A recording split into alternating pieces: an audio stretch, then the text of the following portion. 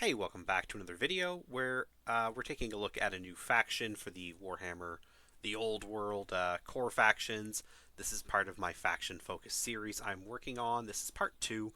This is the Warriors of Chaos, and last time we talked about the Empire of Man, and this is essentially going to be a very similar video, following pretty much the exact same layout with maybe one or two extra slides.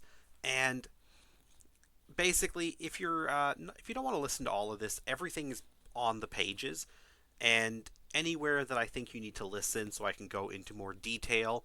I will tell you sort of in the description of that section that you should stop and listen, just to make sure you get everything I have on my mind, fully.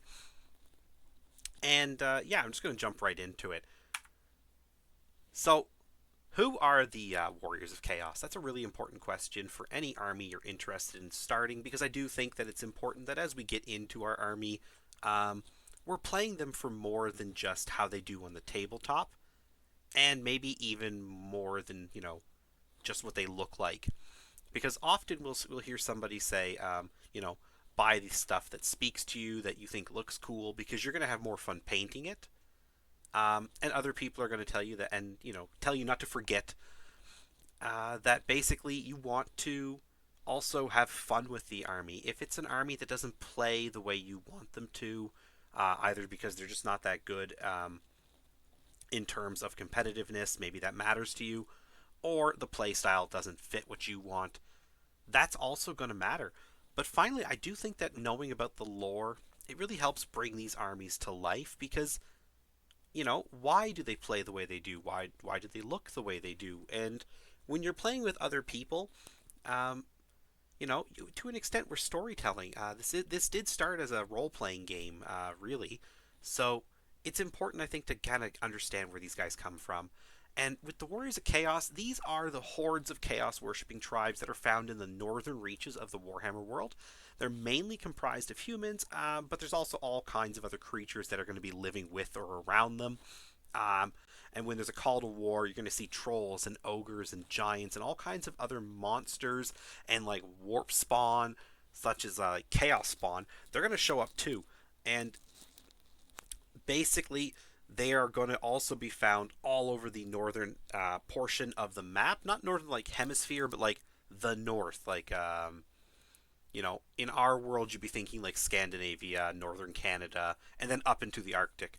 So these guys are actually a global threat in that sense, because they aren't just locked into, say, Scandinavia of the Warhammer world. They're way above that too, and they go all the way around. So everybody who has any sort of link to the north, whether it's the Empire or Kislev or Bretonia, who are relatively close to, say, Norska, or Cathay, who had to build a wall to keep these guys out, and then also the Dark Elves of Nagaroth. They've also built a series of walls and gates to, again, keep these guys out, because they're a global threat. Now, technically, they're not all worshippers of chaos. There are many who are just mortals who live in, say, again, Norska, and they don't recognize the powers, directly maybe, but they're definitely aware of them. And even if they themselves don't worship the chaos gods, and that's also, for the most part, they will to some extent, at least some form of them. Um, but if they don't, they're always, going to be found with those who do. It's a very mixed culture in that sense. And when they go to war, they're going to be right there with the chaos worshippers, like the most fervent worshippers. They're all going to be mixed together. And I'm going to talk about those ruinous powers, the chaos gods, a little bit more thoroughly later on. But basically, there's four of them. They compete for souls. They compete for basically this big bet: who can get the most souls, who can start the end times, who can end the world, because that's what they're there for. They just want to see chaos. They want the world to end. And again, the four gods, they each also represent a different aspect of chaos. And you have Khorne, Slaanesh, Nurgle, and Tzeentch. Again, I'll go into them a little bit further down. I just don't want to get bogged down right now. So, These guys are broken into tribes, and depending on which part of the world you're in, you might see the Hung, the Kurgan, the Norskins near the Old World. Um, and it doesn't mean that they're only in their area. It just means that as you go around, you will see different groups more prevalent than others. And for us, again, Old World, we're going to be dealing with Norskins. They're across the Sea of Claws north of the Empire. They're just to the west of Kislev, and they're really not that far from even Bretonia. So all of our sort of hero human civilizations all face off against these guys. It's very much like the historical Vikings. They show up, they raid, they pillage. Sometimes they do trade. I mean, they're not always attacking. It's not like you see a Norskin and it's automatically going to be bad. It's just that when you do see them, it's you first thing you think of is, oh, this is going to be bad. And in terms of government, uh, you know, they're not just out for themselves. They do have their tribal connections, um, clans or whatever they're whatever they work within. And there's going to be like tribal leaders or chiefs. There's also going to be often groups of tribes who work together. They might not always be functionally allied, but you know overall they'll sort of be connected through some sort of confederation. And there's going to be an overlord who tries to keep them in line. Probably not very easy, but it is something that is happening, and occasionally when they go to war, it's not just one tribe that's raiding or attacking. Um, and I keep saying war. They're not always going to war. They often are just showing up to raid. They are just kind of coming down together to make better raiding parties. Now, the gods, they will once in a while pick an ever chosen, a champion.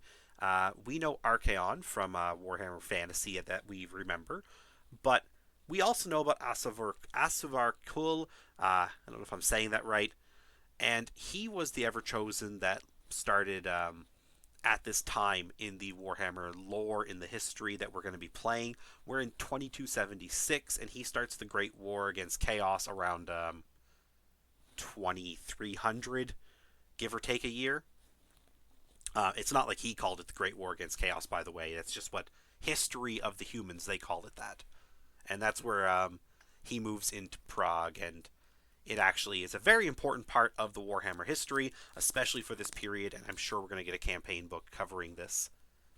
Um, I also think it's important to note these guys are probably the central antagonist of the Warhammer world, and while not every faction is going to be constantly at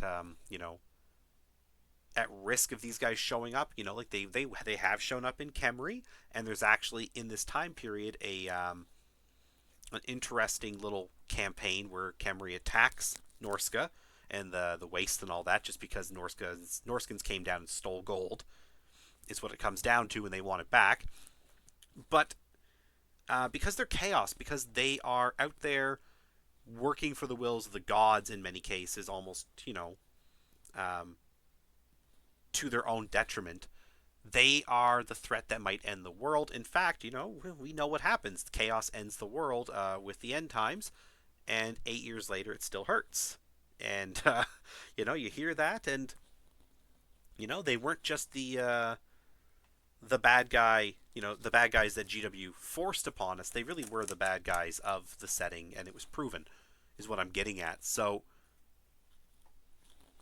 it's just one more thing to keep in mind. And if you are somebody who is you want that edgelord vibe, these guys will also work. You look at this picture I have here. That's a Chaos Lord, but I mean, Chaos Warriors are big, spiky Viking death metal dudes. You know, it's that sort of vibe if you're into it, and also if you like 40k, I think that these guys here actually might be a really popular choice for those players because they very much are simply Chaos Space Marines without guns and tanks. I mean, that's really the difference. Otherwise, they're Chaos Space Marines in fantasy. Sorry, I had to take a drink there. Um, so, what makes an army unique is a really important question, I think. Again, just on top of it, on top of the lore, because if all of our armies felt the same, there really wouldn't be a good reason to pick any one of them. So they need to have something that draws you in. I've already mentioned they're kind of the edgelord faction, but they're on top of that, they're just really roleplay friendly. Like I've said, Warhammer started as a role playing game back in the 80s. Just basically, we want to use all of our miniatures that we've been making out of lead and painting up in a game. And there was like a game master, and it was not as big. And then it expanded from there. But, even 40K had a game master when Rogue Trader first came out. So this army really sort of lends to the history of Warhammer and roleplay, because when you're playing Chaos, um, unlike other armies, where you just say, like, here's my army, here's my general, you can give them a little backstory. It sort of stops there. Like, you can keep track of things, but in the actual game, even with Warriors of Chaos, there's like a chart for your characters who are killing things um, in challenges. Like they're dueling other heroes and taking their skulls or whatever, and you can actually like get bonuses and stuff um, added to your characters because of this. I really think they're a great roleplay option for that. Um, they have all of their different dedications to the gods, and yeah, it's a really cool army in that sense. Like I can't really role play my Empire the same way. I could try with my Skaven, but I feel like that would be also very difficult just because then you'd have to think like a rat. These are still people, really. So you're not just role playing, chaos worshippers. They're still men who have aspirations. And now their lore, because it revolves around far-reaching raids and world-ending schemes, they're never going to feel out of place no matter where they're fighting. I've definitely played games with my armies and just been like, wait, why is my empire in Lustria?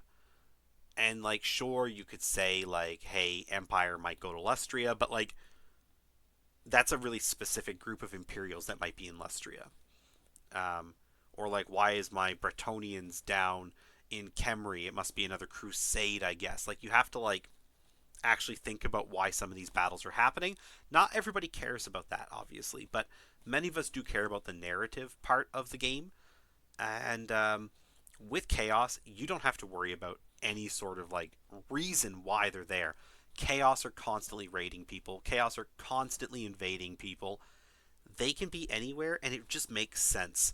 Um, with very little justification. Why are they here? Well, there's some sort of relic they want so they can have a dark ritual, and they're going to use it to end the world. Or, they're just attacking you so they can rob you and go back to Norska. And even attacking them, the other army's always going to have reasoning too. They attacked us, so we want revenge. They attacked us and took treasure or captives, and we're going to go, like, rescue that. Or we know about your dark ritual and we're going to stop you before you can blow the world up. There's tons of reasons that the Chaos Army is going to be somewhere or someone's going to be attacking them at home. So that's also really cool because, again, if you care about narrative and you aren't somebody who wants to really think about the narrative aspect of the game, um, or sorry, doesn't want to be constantly trying to make up reasons, and then you're like digging out source books and you're like overthinking it, overcomplicating it. You don't have to do that. There's no overthinking, no overcomplicating. It's the chaos guys. They're just attacking because that's what they do. So for the units also, this is an army that is quite unique. You might have other armies that have lots of monsters and lots of troop types, um, but they tend to have something unifying about them. Skaven, everything is a rat. At the end of the day, whether it's a monster or a general or a just a regular block of troops, they might have robes, they might have armor, they might have ninja outfits. At the end of the day, they're still rats. And yeah, they have some crazy machines, but all their machines look the same because they're just sort of like ramshackle junk that's put together and it sort of works. and to an extent almost feel like them and the orcs are very similar in that sense.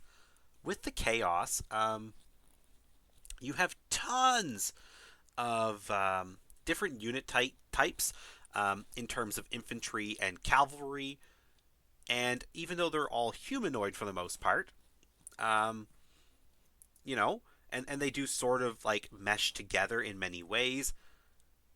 They still have their own unique identity often. So Marauders and Chaos Warriors don't look alike at all.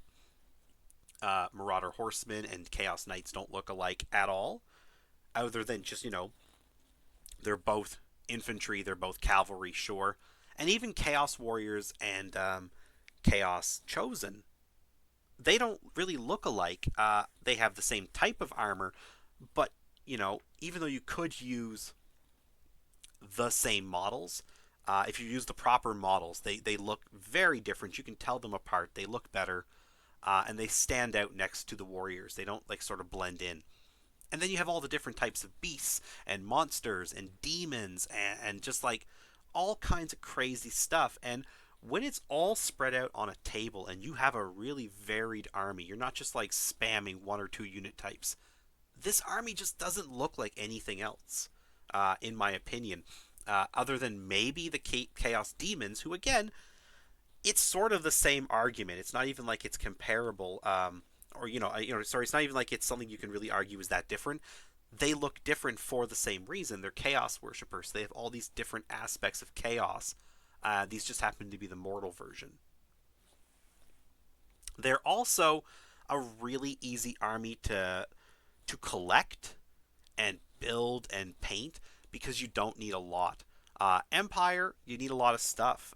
You're not like a horde army per se, but you still need quite a few humans because they're cheap. Bretonia, they're pretty cheap because you can just go knights, but if you want a more varied army, you still wind up with lots of little units of troops and stuff. Um, and most, then there's Skaven. I mean, they just, you're going to have tons of Skaven, for example, and even a good number of high elves, again, by comparison. With Chaos, you wind up with very few units if you want. It's really easy to have, you know, two characters that cost, you know, well, maybe let's say three characters that cost you almost 1,000 points. A Lord and two heroes. You could have a Chaos Sorcerer Lord, a regular Chaos Sorcerer, and an Exalted Champion. And with upgrades and stuff, it's really easy to get them um, close to 1,000 points. And a unit of 20 Chaos Warriors is going to cost you, you know, 300 or 400 points depending on the upgrades you give them. Marauders with the right upgrades, again, they get very expensive. Um, I just think that this is an army that, if you're new to to Warhammer Fantasy or wargaming in general, and you're sort of like overwhelmed by how much stuff you have to build and paint, these guys might be good because it's a lot less, and it is also going to cost less as a result, especially if you can get good deals on used items. And then for painting, yes, there are some things you have to be a little more like, oh, these guys are red, these guys are green, these guys are blue because of their gods. Um, but really, you can get away with spray paint them black, dry brush on a metal color, paint any cloth, paint any fur, and really that'll be enough for most of these models. The Marauders, even where they don't have shirts, it's like half of them are brown for leather, and then the other half is a skin color. So, other than the details like the weapons, you don't have to, again, get too concerned about lots of fiddly things. Empire, you have guys that are like, they got like puffy shirts, and inside the frills there's different colors, or like half of their uniform is one color, the other half is another color. You might quarter them, so it's like red yellow on top, or sorry, let's say like white red on top, and then opposite red white on the bottom. I mean, like, it gets a little complicated if you overthink Empire, and at the same time are not really overthinking it just because that's how their uniforms work. Chaos, again, spray paint them black, dry brush metal, do the other little extras. It's a pretty easy army to paint. It's quite fun to paint, actually. And if you want to get really in depth with them, There's a lot more you can do even than that, and they are also just a good skill building army for hobbyists painting conversions and all that. Units, they're gonna. This is gonna be just like the Empire section. I've broken characters into hero types into characters, core, special, and rare. Um, this is 8th edition. I'm not looking at the other editions because this is the most recent, and probably even though a lot of the rules they're showing off, they look more like even 6th edition. I still think we're going to see a lot of 8th edition type lists because I still think the units are going to be there because they've sold them and they're going to want to sell them again. But I'm going to start off instead of going into the units by talking about the marks of chaos because they actually matter when you build your list. So the Warriors of Chaos, they have these marks of chaos, and you don't have to take them, but they do help your army have its identity as chaos, and they also improve your units. So what you do is when you build a unit, you buy a unit in your list. You also can buy a mark of one of the 4 gods. There's other gods, but they don't matter. They're all minor gods, and basically pretenders to the throne that these guys are actually for real fighting over. And it's going to also, if you want, add more to that role play because some of them hate each other. Like Khorne and Slaanesh hate each other, and Tzeentch and Nurgle hate each other, I think is what it is. I have it written in here somewhere, possibly a little further into the slides, but it's basically just one more layer of that role play I mentioned if you want that. So Khorne, really straightforward. Him and his followers, they like violence and they like blood and they like skulls. And he doesn't even care if you're killing the enemy because Khorne cares not from where the blood flows. If you attack a settlement as a Khorne worshipper and you kill like 3 guys and then you die, cool, Khorne just got 4 skulls. He's happy. So that's an element of him that you can role play, and also it's just it's who they are. And as far as how they look, they're going to be red. They're going to have a lot of scary faces made into their helmets, and they're very much like traditional, like devil, demonic appearance, especially when you get to their demons, which we won't see really in this game because those are demons of chaos. They're their own army as of now until they release them as their own army again, or release them as something you can summon within Warriors of Chaos like they used to be. But for now, they're not there. But these guys, again, just basically if you want to go and ask yourself, what would these guys look like? Just think of like the devil, classic red devil with horns and hooves. They aren't all going to have that because they're not all mutants, but that's sort of like the vibe they have. On the tabletop, and actually, also just who they are in terms of like, mentality, unstable, hatred of everything, always in a rage, and, just angry, run forward and punch. On the tabletop, this is a pretty straightforward mark in terms of what it does. They're all quite straightforward, but this one is like just really simple. Your guys have frenzy. They then have to move towards the enemy at all times. They have to make charges, and they get +1 attack on the turn they charge. And they also don't like magic, to the point where there are no Khorne magic users. Khorne doesn't believe in magic. It's sissy. You don't go and cast a spell. You get up close. And you cut them with an axe. That's his thing. Slaanesh is more of a seductive god who demands all forms of self-serving excess from their followers. These followers will live lives of self-gratification in his name, and she also tends to gain more influence in the south than other gods do, other than maybe Tzeentch, just because of what they offer to their cultists and their followers, where it's all about, like, basically very self-gratification. Like I said, it's like eat a lot, have sex, and just basically do anything that feels good. That's really what it comes down to.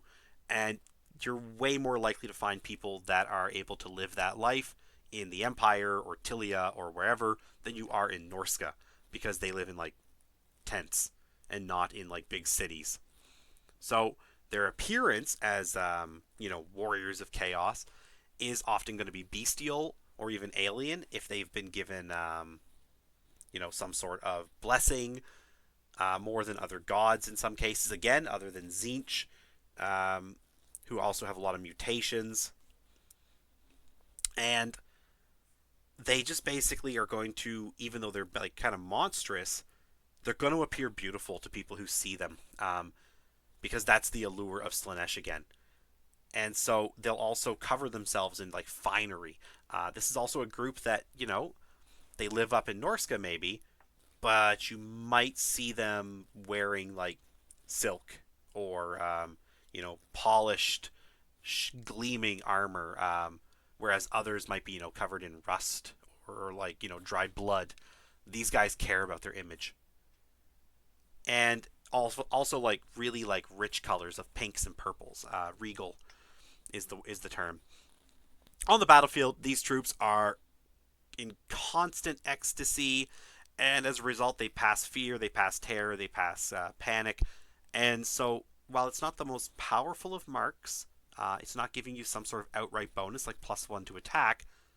It's still taking away that chance of running. So this might be good on like marauders who are going to take a lot of punishment because they're not wearing chaos armor, but then they won't panic. So it might be worth using there.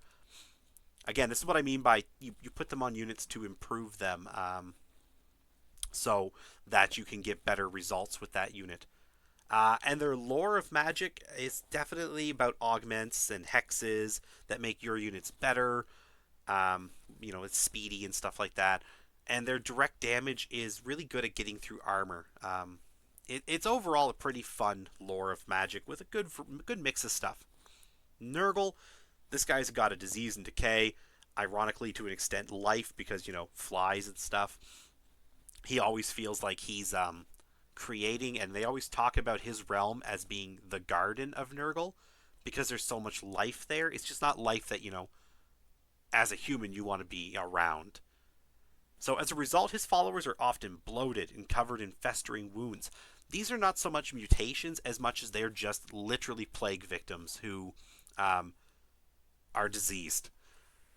So, and they're surrounded by swarms of flies because again, they're kind of like rotting as they move through life. And yet, he loves his children, his followers, more so than the other gods. And while that doesn't mean a lot when you're talking about demonic gods, he still actually does take care of them in the sense that yes, he gave them a disease and it would kill everybody who goes around them in battle. It's actually making them stronger. Chaos warriors of Nurgle tend to have, higher toughness and stuff when we're talking about things that are, dedicated to them or to him. And even though the people, again, who might attack this Nurgle army could all die from a disease or bring this disease back to their cities afterwards, even if they win, on the tabletop, what it really just means is that they're -1 to hit in combat to represent that they're all covered in flies and that kind of stuff, and that the enemy don't want to go near them. And it doesn't really always mean +1 toughness, but there is some stuff in the army book that is +1 toughness as a result, and I'll mention those after when we get to them. In terms of magic, this lore is about buffing your guys and making the enemy take toughness tests. Usually when an enemy unit has to take a stat check test, like a toughness test, what it usually means is if you fail, rolling higher than your toughness, you wind up losing a wound or just outright dying. So Nurgle's quite good for that. He's a very popular god in terms of tabletop because, again, that's a pretty decent and powerful ability. And it's also the god you're going to see most in the video games, Vermintide, Darktide, a lot of Nurgle. Because, I don't know, I guess they just look cool to developers. Tzeentch, this is the final god. He's less inclined to look for a fight outright. It's not about just, overwhelming the enemy with his guys. So, Khorne, run in, punch, kill. Nurgle, walk forward, take the hits, and then get in close, kill. Even Slaanesh, that excess also includes martial skills. Um, they're going to train to be the best swordsman or something because, it makes you feel good. Zinch, his warriors are still good warriors, but they also tend to be more magic based. And they're like the best seers and mages of the chaos worshippers. And they focus on his plans. He's all about change. He's all about plans within plans within plans that have 10,000 steps and take like an eon to go through, maybe. And he's running like essentially infinite plans at all times.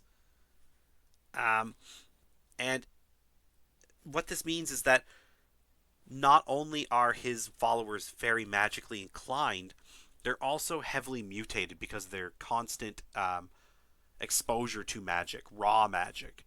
And so they have lots of like bird heads and third eyes and stuff like that because, again, mutation. And a lot of his followers, even just the more like mundane humans, again, are going to pick up those mutations because they're constantly meddling with magic. In terms of gameplay, this is a +1 to their ward save. This is a weird one because, like, you can have a 6+ ward save on your unit, which isn't bad. It's quite good. Bretonia for prayers get 6+ ward save on all their units, and it basically means that you have an armor save that's good, and then you have a second save that's not super great, but like it's still there, and it's just something that is an extra little bonus. Except it's not just a 6+ ward save; it's a +1 to your ward save. And so where it gets interesting is giving it to characters who already have a ward save of some kind, and now they have a one better. So you can have like a lord with a 4+ ward save, which is like an expensive item, and then you can make it a 3+ ward save, which isn't even an item for most armies. So you can have a leader that's like a 1+ save and then a 3+ ward save. If they fail that first one, that's really good. Um, it's really good on wizards. You don't want your wizards to die. If you have a lord level wizard, he's probably costing you like going on 500 points by the time you upgrade him. Um, he's going to be over 400 points anyways if you go full upgrades. So having the ability to give him a 3+ ward save, especially with like miscast, I mean that's the thing. That's something to keep in mind.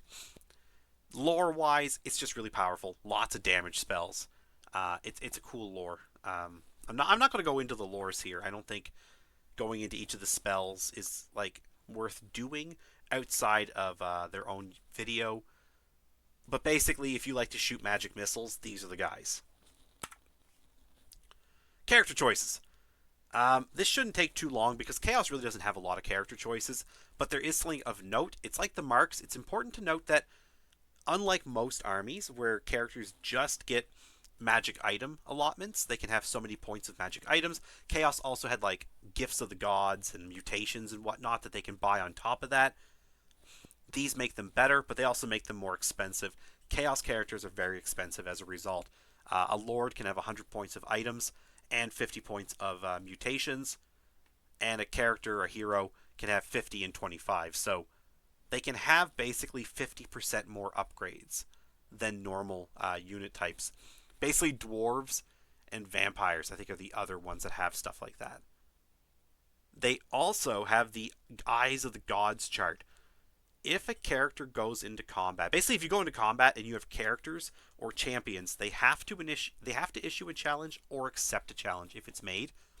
There's no choice.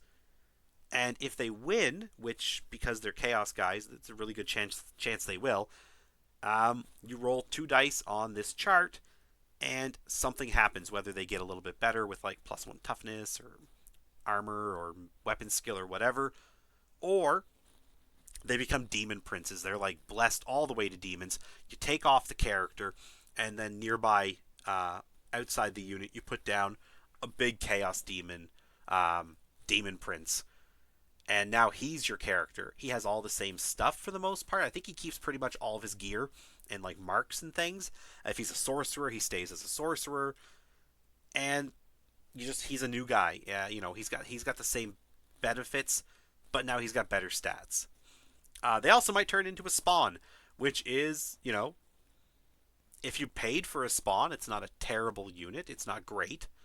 But if you lose a Chaos Lord or even a Chaos Hero to being a spawn, that's a massive downgrade.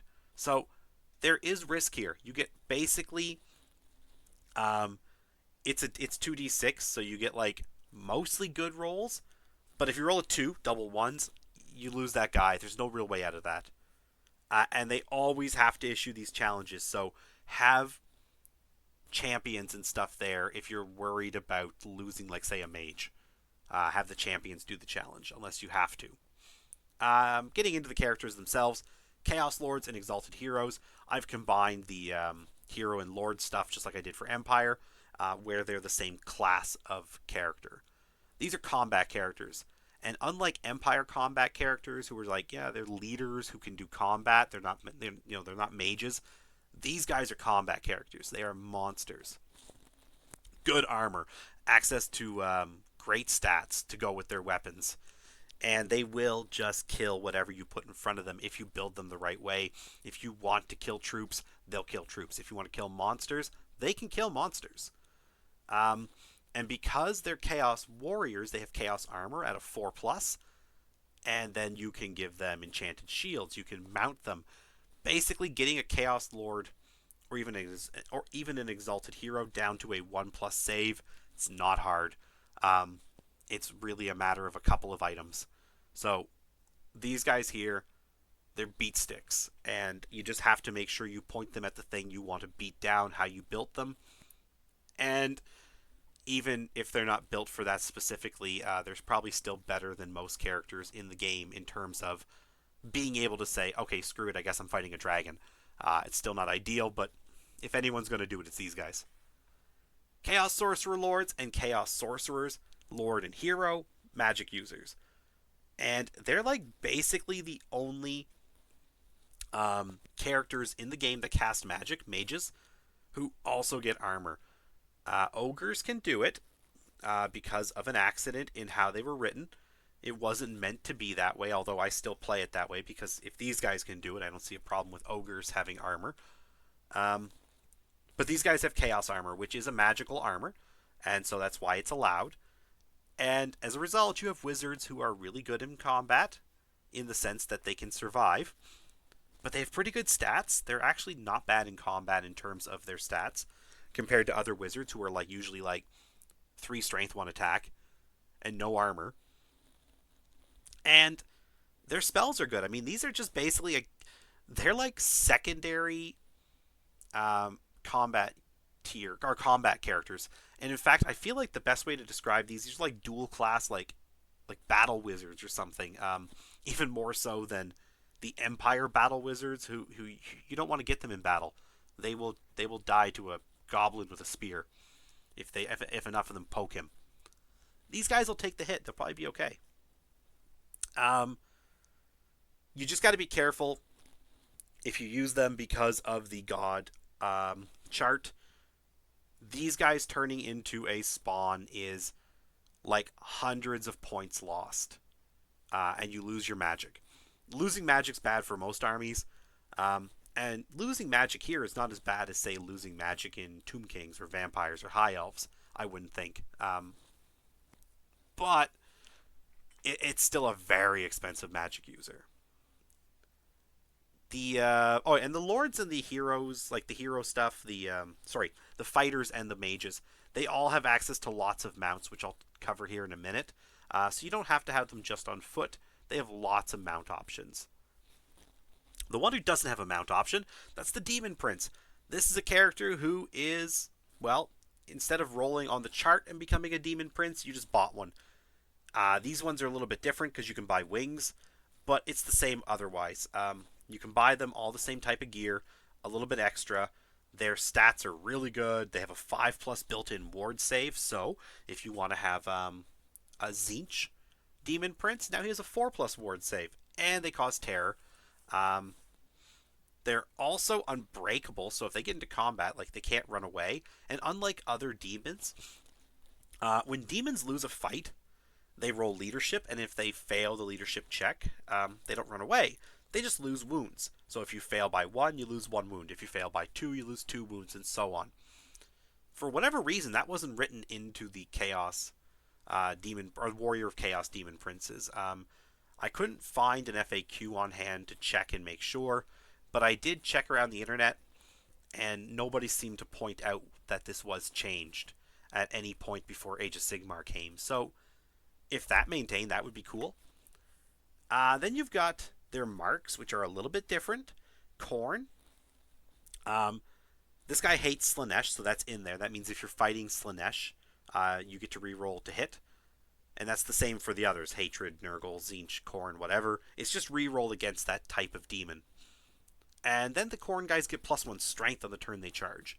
So it's not a +1 attack, it's an extra strength, which makes their already good strength even better. So they're going to have a ton of just ability to punch through units and be, most likely wounding on 2s or 3s. Tzeentch, they hate Nurgle. Reroll the ward saves of 1. So not only does their ward save become a 4+, they get to reroll any 1s.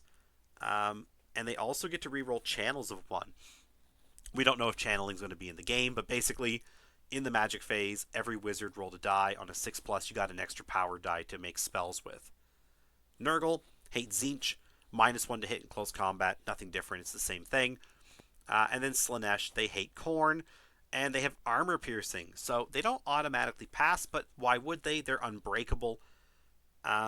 They do have armor piercing, which means that the enemy's just got 1 less armor than normal. So the only thing that I'm going to mention about special characters, it's quite a big paragraph, but basically what it's saying is that most special characters in most armies are gone because they're not born yet. But with these guys, dwarves and elves, they live a long time. So there's actually several armies on the good side, the high elves, the wood elves, and the dwarves. Their stuff has just been around forever. Tomb Kings, their stuff has been around forever because they're undead. But with the chaos, even though they're humans for the most part, because of all their demonic gifts and whatnot, these guys just live for hundreds and hundreds of years, some of them thousands of years. So Valkia the Bloody, Sigvald the Magnificent, Throg the Troll King, Scylla Enfengrim, Scylla Enfengrim, however you say that, Galroch the Dragon, and some others. I mean, they could all be there. So this is one of the few armies where just outright most of the special characters might still be there. Because even ones that, we might say, oh, these guys here, we know where they come from. We might not know when they come from. So they can just write that, Festus the Leech Lord was, around at this time. And I'd be like, okay, I'm not going to argue. You guys know what you're talking about. I don't know when he's from. I know he's a Nurgle guy. He's probably been alive a long time. Has it been 30 years? Has it been 300 years? We don't know. But they could easily say he was, and that's my point. This is one of the few armies that if we're getting special characters like we used to have, just a whole bunch of them, they might not really do much to change these guys. Add 1 or 2 more, and just go from there. Some of them, like Scylla Enfengrim, he might be different because he might be pre-mutation. I don't know what happened to him. He turns into a big monster. But he was just like a warrior as far as I recall. So there might be some little changes, but I think for the most part we might see the same people. And that could be cool. If you own those models, those characters, they could still be there. As for their mounts, dragons, demonic mounts, demonic steeds. These are basically demonic horses. You got the Disc of Tzeentch, which is like a floating frisbee that they fly around on. Like Goku, kind of, but with teeth on it. Juggernauts of Khorne, which are big metal rhinos with a demon soul in them. Manticores, Palanquins of Nurgles, which are thrones carried by Nurglings or other Nurgle creatures.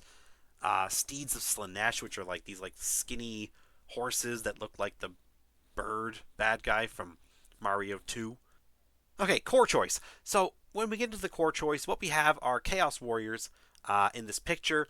They're your iconic infantry of this army. They're big, hulking guys in big suits of Chaos armor, 4+ saves, basically as good as you're going to get on anyone without, extras. And they just come with that without shields. I mean, you can give these guys 2 hand weapons, and they have a 4+ save. And if you want, you can get them down to a 3+ save with a shield. And it's a core troop, which is crazy. They're very expensive. They're like 14 points a model, and their stats reflect that as well. It's like a mix of a dwarf and an elf. So they've got like high weapon skill of 5. They've got toughness 4 like a dwarf. They've got 2 attacks. They're initiative 5, even though they have huge sets of armor. It's like it's like almost bonded to them like skin.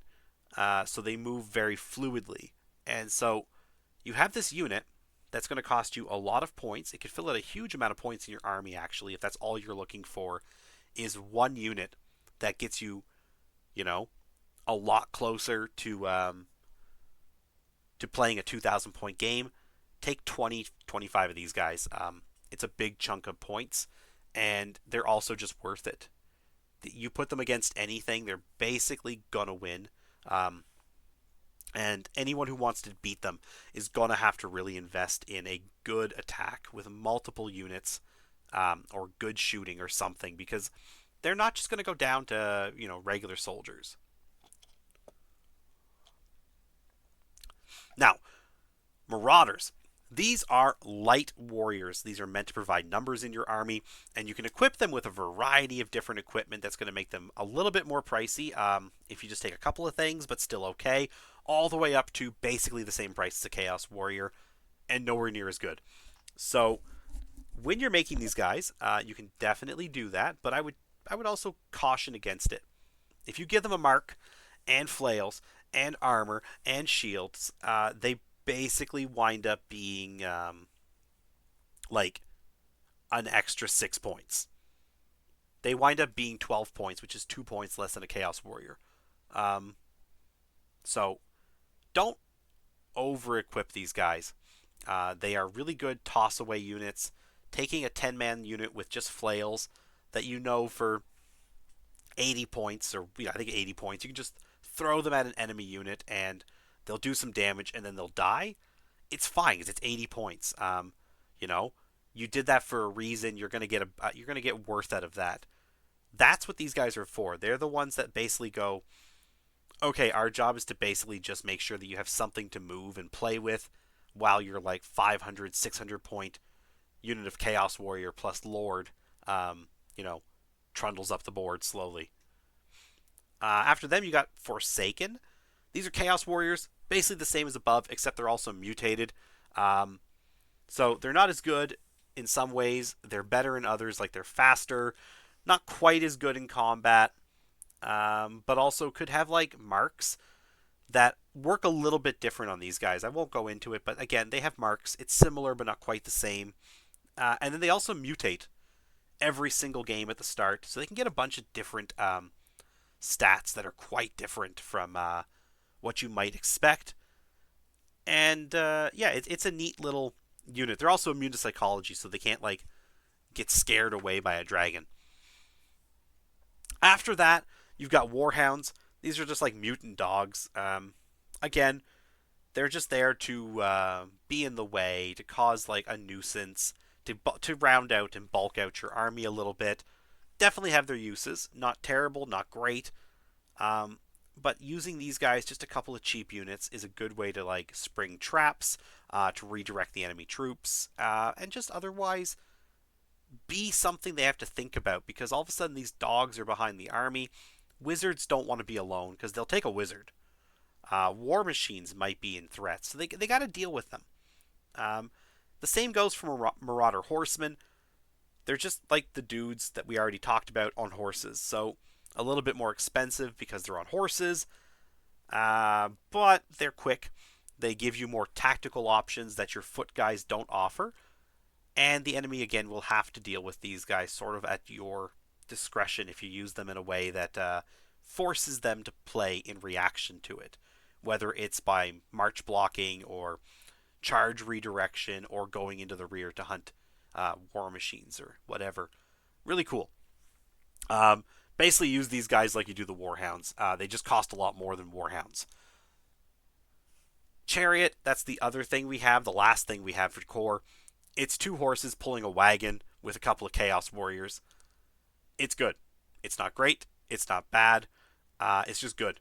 You can use it in a couple of ways, but mostly you're going to use it to support a charge by like Marauders, or to charge into the flank once the other combats have already kind of started. It's a decent unit, and probably worth the points if you know how to use them. Chariots in general can be tricky to use, but this one at least is a Chaos Warrior chariot, so it's got that going for it. So the special choices, this is where the army starts looking kind of, that unique way that I mentioned before, because it's not just dudes in armor or dudes not in armor. Now we have the Hellstriders of Slaanesh to start with. These are marauders that ride Slaaneshi Seekers. They're dedicated to Slaanesh. They are horsemen on a different type of horse, but they cause fear. And if they kill something, like a unit, they get better as a unit. You can use them basically just like Marauder Horsemen, but I would suggest against it. You would be using them more to go hunt little units. And at the same time, because they're relatively cheap still, you could use them in the same way as those Marauder Horsemen if it came down to it. Then you've got Chosen, which are bigger, badder Chaos Warriors. They cost a little bit more. They get a free roll in the Eye of the God chart, and that just affects the whole unit. So they won't turn into demons, they won't turn into spawn. They will just get like +1 toughness or +1 strength, and that's awesome. There's nothing really they can't kill. You're probably going to want to give these guys like great weapons because they're like weapon skill 6, that's brutal. These guys are just going to kill anything they touch, especially if you have a good roll in the Eye of the Gods at the start. And they might even be a good way to play your Chaos Warriors early on when you just want to fill points. Take Marauders and Marauder Horsemen to get your core, and then just take a big block of like 20 of these guys. It's going to cost you like 500 points. But that's okay because you're just looking to fill points for now. Just something to consider. Then we got Knights. Chaos Knights they're massive. I can't stress how big Chaos Knights are compared to other knights in the game, and they are as imposing on the battlefield as they look on the table. They got 1+ armor. They got good stats because they're Chaos Warriors. They have really good magical weapons that give them an extra strength if you want. And most cavalry in the game, you charge into things knowing that you're probably not going to break the enemy. You're just going to you're going to bloody his nose. But he's probably going to hold because he has more troops. He has ranks and whatnot that you don't have. These guys here have so many attacks that are such high strength, at such a good weapon skill, and they're so hard to hurt that they might break a big regiment. You know, I would bet on these guys doing it more than almost any other cavalry in the game that's not like riding a monster. So definitely something to consider if you want a really, really good unit. And again, fills out points quick because that's how this army works. After this, we get into not humans at all. We have ogres. So ogres are their own army, ogre kingdoms. But like Chaos has always had Chaos ogres, and they're essentially the same thing as like Iron Breakers in the ogre kingdom list, except a little more free to pick items. Like they don't have to have great weapons, but they do have heavy armor. You still get rank bonuses. They still have impact hits, like the ogre kingdoms have. You can give them marks of chaos on top of this, and they're monstrous infantry, so they get a stomp attack, and they have lots of attacks and good toughness. And they might not be the best choice, but they're definitely an interesting one. And again, if you want your army to look different, ogres, if they're still in the game, I'm on the fence about these guys, making it to this edition. But if they are in the game, these guys will look cool. That's more than enough reason to pick some up. Then you got dragon ogres. Another unit. This looks so cool. They're like half dragon, half ogre. I'm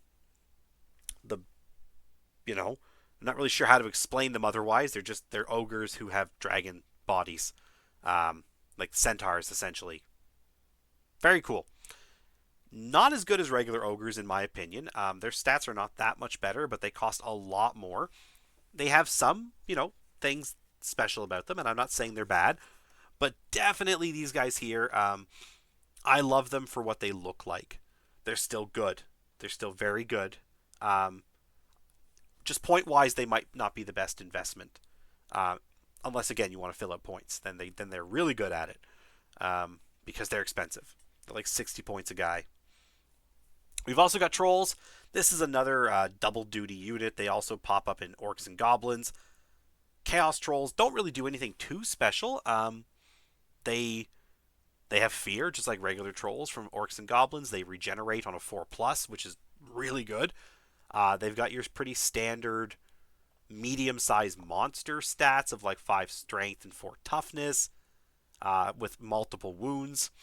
They're stupid. That is a risk. If your general's not nearby to give them better leadership, their leadership of 4 probably means you don't get to use them. So this is not a unit you just take because. You don't take these guys and just send them on their own. You have to have a plan. And then they got Troll Vomit. So instead of all their regular attacks, which are pretty good, they get one attack. And if it wounds, it doesn't allow armor. And it's decent. It's just they vomit corrosive bile on somebody. Um, Sometimes it might be worth it against, say, knights. You know, those Empire Knights charge you. They got a 1+ armor save. Well, I'll just throw up on them. And if it goes through, then the knight dies because he doesn't get his armor. After that, we've got a Chimera. This is just literally a monster with 3 heads and wings, and it flies around and has a 4+ armor. It causes terror. It's a large target, which does make it easy to shoot with cannons. That's unfortunate because you can always see it. And yeah, otherwise you're sort of just banking on the fact that you can get it to places that they don't want you to be that early. Fly normally gives you a 20-inch movement. That's huge. If you land this guy on the flank of their army, like turn 1, they move towards you, and then you land next to them. They have to react to that. You can also upgrade him with like a breath weapon, so he gets like 1 shot to like breathe fire. Um, that's pretty sweet. Just in general, he's good. He's very expensive, but like it's one of those things that again just makes Chaos look unique because not many armies just have a loose monster with no masters, no riders, just in the army. It's just part of the army. It listens. It does its thing. Then you got the Gore Beast Chariot. Basically, it's a regular chariot pulled by like some sort of big monster. Um, so it does everything the regular chariot does. It's a little slower, but it's better in combat. So it's not even that much more expensive, honestly. It's pretty cool.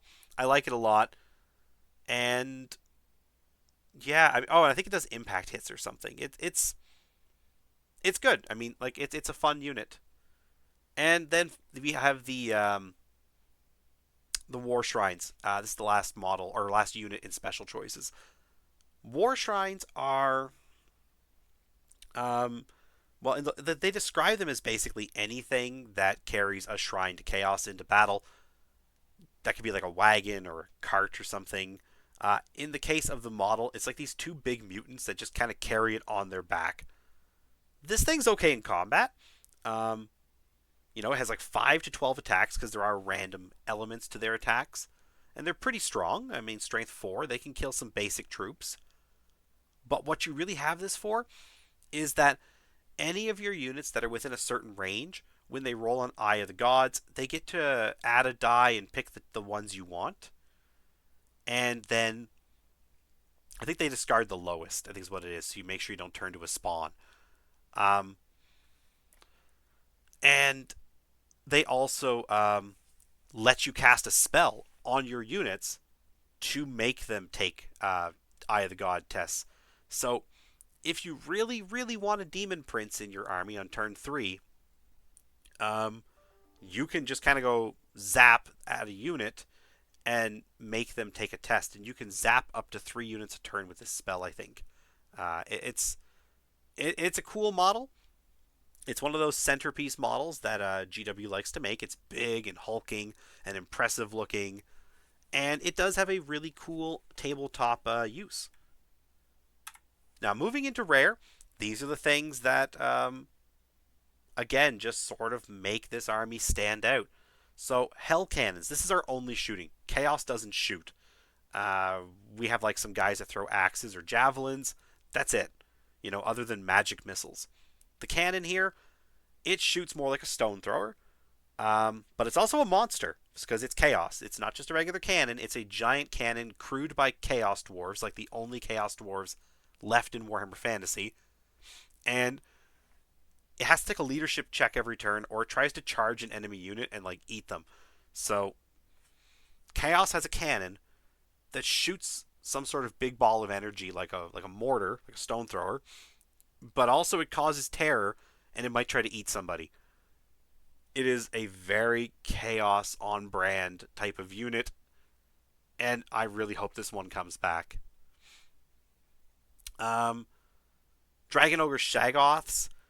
These are Dragon Ogres, but they're like the hero level. They're huge. In the lore, they basically just sort of like keep eating lightning or getting hit by lightning, and they get bigger and bigger and bigger. And they talk about like how these things were like the first creatures on the planet, or one of the first creatures, even before um, the Slan showed up and like made the planet in their image. These guys were already there. Very much the same Slan from 40k, if you're wondering, or close enough. Um, and they just fight for chaos now as part of their immortality deal. They can't take marks though. It's weird. I don't think even the dragon ogres. Yeah, they're another ones. I just noticed now in the book. Dragon ogres can't take a mark of chaos, so it's weird. They've dedicated themselves to the chaos gods, but they can't like specifically dedicate. So that's a thing. Anyways, he's really good. He's like stubborn. You can get him into combat and just kind of leave him there. And at toughness 5 and like what is it, like a 4+ save, they're gonna be there a while. Like someone's gonna have to commit to killing this thing, and that's what Chaos has a lot of, is these monsters that you have to commit to killing. You don't send like 20 spearmen against these things. You have to say, okay, I'm gonna shoot this down. I'm gonna use magic against it. I'm gonna send like my heaviest cavalry to charge it. You have to commit to killing these monsters, because otherwise, they just get to sit there and eat a unit all game. Now, after this guy, we have giants, just like the orcs and goblin giants, slightly different because they do get marks. Um, I'm not going to go through the whole rules for these guys. The giants have too many rules. It's like 2 pages. But essentially, they go into combat. If it's a big thing, they roll on one chart. If it's a small thing like infantry, they roll on the other. And whatever you roll, that's the type of attack they do. Uh, they cause terror. They're kind of not that great, honestly, but they're there. If you want to have a chaos giant, it's an option. Then they have the spawn. These are the guys we already talked about. Your characters can turn into these. You don't want them to turn into these. Again, if you buy one, it's not a terrible unit to have. They are kind of random movement, random attacks. Can't really rely on them, but they're decently tough, and they look cool. But like you don't want your guys to turn into these, because these things, like in that sense, they suck. Um, so spawn, that's where their stats are. You can buy them. It's like a demon prince. You can buy one, but you don't want these guys to turn into. You don't want them to appear. That's bad. After that, we have skull crushers of Khorne. This is like the Slaneshi riders we have under special. These are Khorne ones. They ride big metal demonic rhinos, and they're knights on top of even better mounts. So when I said the knights basically will take anything or like have a better chance than most things, 3 skull crushers are going to crush most things. 4 skull crushers, same thing. Like 3 or 4 skull crushers, the other unit's dead. Like it's just they're not going to get hurt back. They're going to cause so many wounds that the modifiers for that combat are going to be so in your favor that you basically get to run something down as soon as you finish that charge. Um, Short of blind luck, you're winning that combat. They're quite good. Then you got the Slaughter Brute. So Slaughter Brute is the second last of the big monsters, and this one is just like kind of weird but cool. He has a master. Every game, if you take a Slaughter Brute, you pick one of your characters. He now gets to use the weapon skill and the leadership of that character while that character's alive. And if you have multiple, you have to give a master, a different master, to each one. And any extra, if for some reason you have like 5 of these things, just is going to be unbound. And they're not as good when they're unbound, but they're still quite good. I mean, it's a respectable unit. When you have like weapon skill 8 from a Chaos Lord, this thing basically isn't gonna miss anybody. It's gonna hit pretty much anything on a 3+ or a 2+. Um, yeah, it's super great. Um, but it is very one-dimensional. It is still just a combat monster. The Mutalith Vortex Beast, though, Mutalith Vortex Beast. I don't know if I said that right. Um, this is the last big monster. This is a dual kit with the Slaughter Brute, I think. Um, this thing here is not meant for combat in the same way. It's still okay, but it's about what it gives you. This is a big tentacle face monster, and it has a bound spell. It's going to pick a target within 18 inches, and it's going to make them roll on a chart. And every roll represents how many toughness tests they make. Remember, if you fail a toughness test, you die. And then they get a new rule. Now, because this is a mutation or like a warp thing, some of them are okay. Like they might cause fear. So the unit suddenly causes fear. And that means you have to face a unit that causes fear. But it might also like just make them worse. And more often than not, they're going to get worse. So Mutalith Vortex Beast, super cool. I really need to get one of these guys just to paint, but in terms of combat, I really hope these are in the game. Now, starting these guys, every army has to have a starting point. Right now, we're in a weird spot where a lot of stuff isn't available for a lot of armies. Warhammer prices in the used market are super high, but things are changing, and Chaos, you're lucky. If you're willing to spend the money with GW or a third-party reseller, or not reseller, but retailer, Warriors of Chaos have basically everything. There's like maybe 2 things missing. Like, you can't buy the special characters, you can't buy a Hell Cannon. Actually, that's not even true. You can buy a lot of the special characters. You're just missing a couple. Yeah, just basically go to eBay, order some 25mm square bases, and then go to GW and buy the stuff that comes with circle bases. And you're going to be fine, other than maybe the square bases are too small, and you might need some sort of adapter. So maybe wait on the bases. Yeah, with GW, basically everything survived. They're just split now. So if you go to Age of Sigmar, go to Chaos, there's like 7 different Chaos factions. There's like Beasts of Chaos and Hedonites of Slanesh and Blades of Corn and Slaves to Darkness and so on down to Skaven. Just ignore the Skaven. And everything is in there. And if you want a giant, I think that's under Destruction. That's with like the giants have their own army. But basically, just look through the different Chaos, Beastmen, Hedonites, and Blades and Slaves and all that. They're all there. Essentially everything. And if the stuff from 6th to 8th edition isn't there, the modern equivalent is there, and I really think it's going to be fine. If you don't like those, just hit eBay or something and find the old stuff. It's, relatively cheap compared to other stuff, I think, because of how long they stayed in production.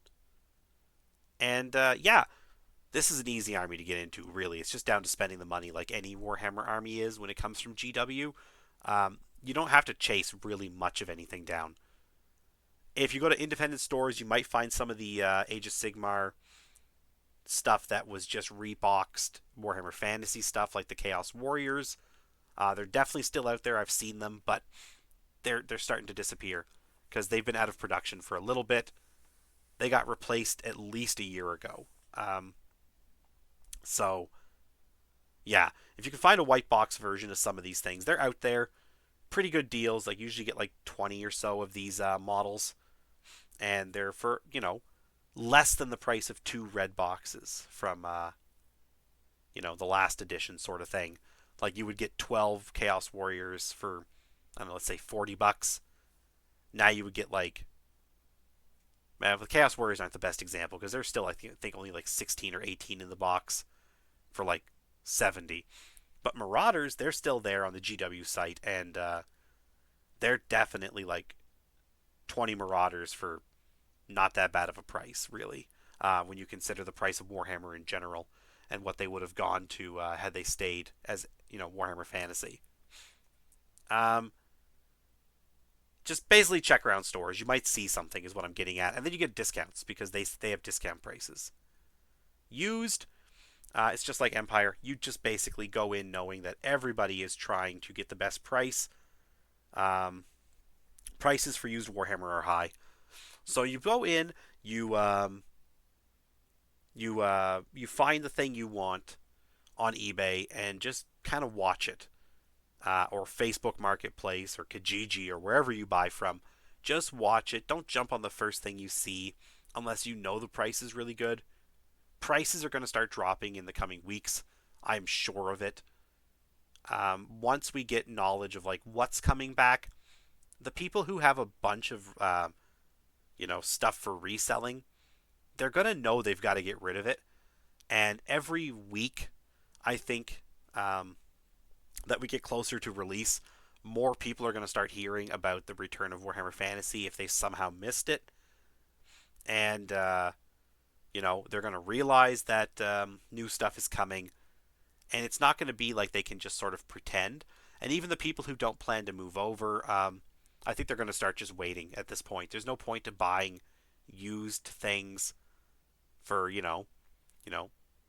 twice what they used to be when they're probably going to be 60% more instead of 100% more when GW repackages it. So keep an eye on the used market, but don't jump on stuff is what I'm getting at. Printed and third party, like the Empire, there's lots of stuff out there. You can either buy from Etsy or your personal printer can do it. You can also buy stuff that's already made. It's just down to whether or not you like not GW Chaos. GW Chaos, I think, is really iconic. It's not like Empire where it's just fantasy guys who are based on historical guys. These guys they're their own thing. They have their own identity.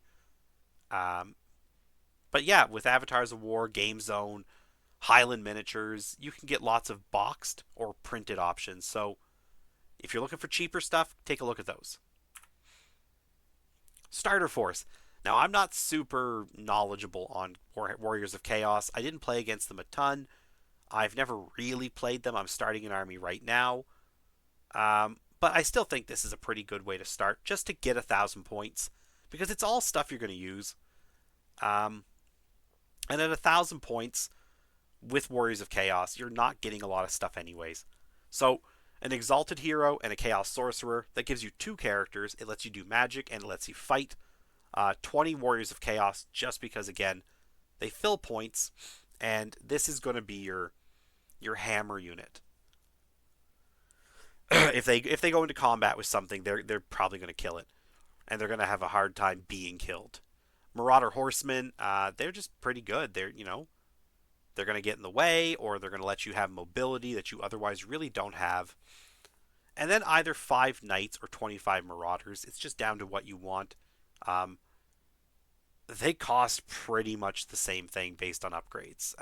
So it's down to what you want to paint or what you want to field. And with this here, yeah, it's got a couple of good characters.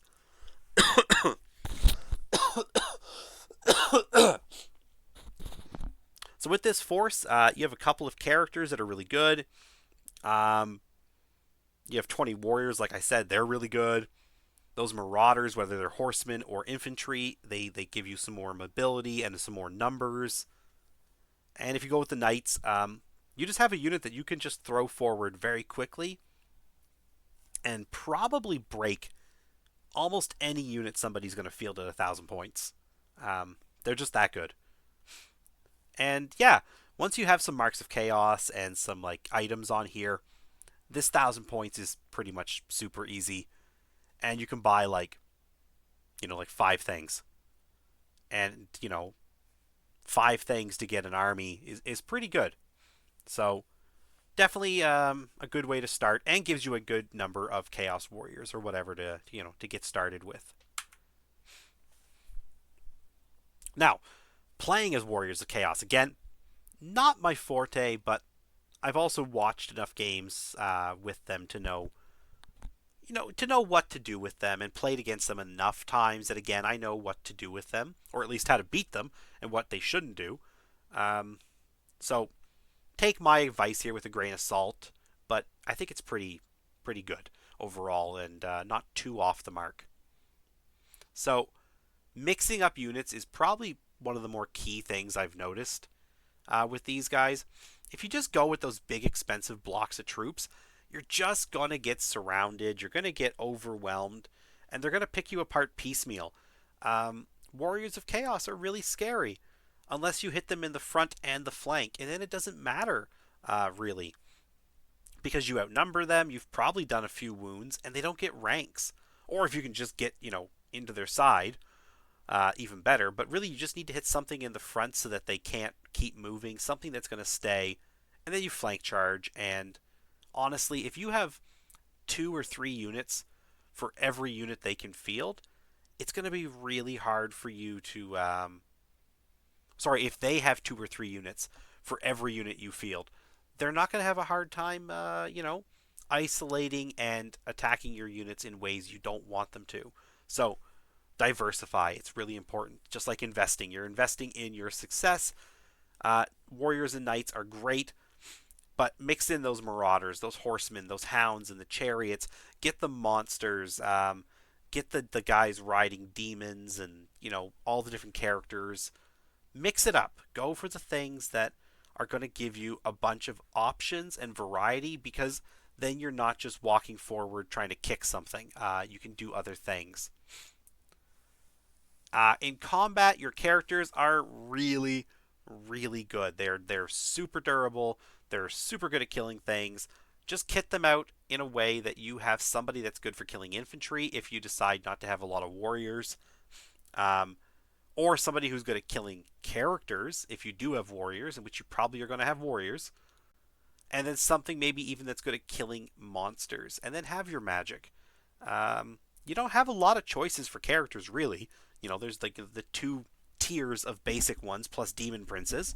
So just have like 3 or 4 characters at most, and give them a job and kit them out for it. Casters, like I said, these are same as like the regular stuff. Just make sure they can do what you need them to do, and that you have them in units that won't force them to take a challenge, because you don't want them to turn to a spawn. If anything's going to turn to a spawn, it's going to be a damn wizard, because you need a wizard to cast spells, not to, you know, be some sort of weird amalgamation monster stumbling around on the side doing nothing. And you don't shoot is another thing to keep in mind, unless you have the hell cannon or maybe a couple of guys with axes. So just keep moving, but have the stuff like I mentioned that's quick. If you can't shoot, you need to be able to get into position to take out their stuff that shoots before it kills you while you're getting across the board.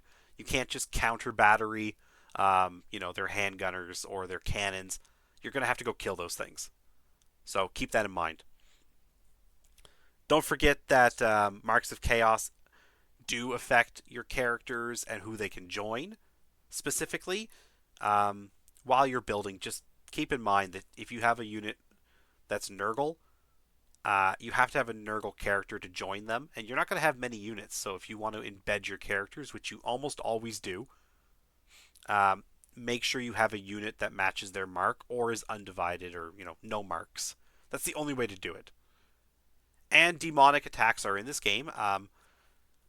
It's not every unit, but enough units have demonic attacks or some other kind of magical attack that if you do face something ethereal, that means a ghost, you do have a way to deal with them. A lot of armies, you deal with a ghost by outnumbering it and just making it lose lives, similar to demons. But you can just go kill them with like knights or, like a hell cannon shot or something. There's lots of things you have anyways that have magic, so keep that in mind. It is a tool that a lot of armies don't have a lot of access to outside of characters. Now, painting them. Painting Warriors of Chaos, this is, again, it's fun. In the limited experience I have, you don't have to be,